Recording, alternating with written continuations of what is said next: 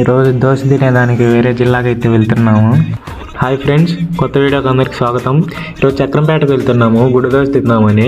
వేరే జిల్లా అని ఎందుకన్నానంటే ఈ ఊరు ఇప్పుడు తిరుపతి జిల్లా కిందకి అయితే ఉంది, ఇక మాదేమో కడప జిల్లా కిందకి ఉంది. ఇకపోతే నాకు చిన్నప్పటి నుండి ఒక డౌట్ అయితే ఉంది.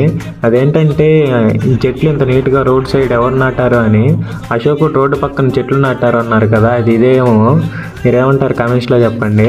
ఇక షాప్ దగ్గరికి వెళ్ళేసరికి రష్ మామూలుగా లేదు, ఏదో ఫ్రీగా పెడుతున్నట్టున్నారు ఫుడ్. ఇక్కడ హైదరాబాద్లో కుమారి అంటే ఎంత ఫేమస్, మా రాజంపేటలో ఎవ్వ అంత ఫేమస్.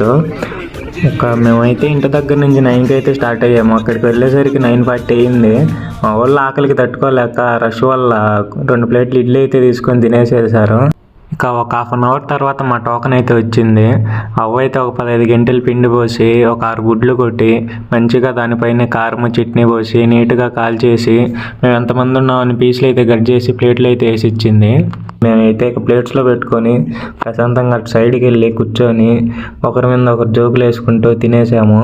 ఇక తినేసి మేము మా ఊరికైతే రిటర్న్ అయ్యాము. మా వాళ్ళు 24 గంటలు నవ్వుతూనే ఉంటారు. కామెడీ టైమింగ్ మామూలుగా ఉండదు ఒక్కొక్కరికి. వీడియో నచ్చినట్టయితే సబ్స్క్రైబ్ చేసుకోండి. ఓకే, ఉంటాను మరి. వచ్చే వీడియోలో మళ్ళీ కలుద్దాం. అంతవరకు బాయ్.